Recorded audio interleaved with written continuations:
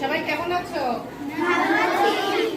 আচ্ছা, আজকে আমাদের বিজ্ঞান পাঠ শুরু করার আগে আমি দুই একটা প্রশ্ন করি। মনি, তুমি বলো তো, তুমি কোথায় বাস করো?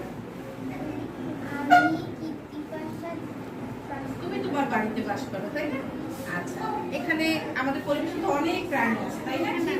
তাহলে এক একটা প্রাণী কে কোথায় বসবাস করে তোমরা কি দেখেছো কখনো?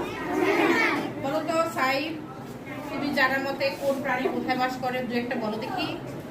ম্যাম, যেমন ইঁদুর, পিঁপড়ে, কেঁচো এগুলো মাটির নিচে বাস করে। আচ্ছা, ধন্যবাদ। রুদ্র, ও বললো পিঁপড়ে কোথায় বাস করে। তুমি বলো তো পাখি কোথায় বাস করে?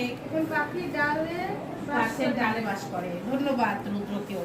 তাহলে আজকে আমরা পড়াবো পরিবেশের বিভিন্ন প্রাণী এবং তাদের কে কোথায় থাকে। আচ্ছা, এই ছবিটার দিকে তাকাও তো, কি দেখতে পাচ্ছ?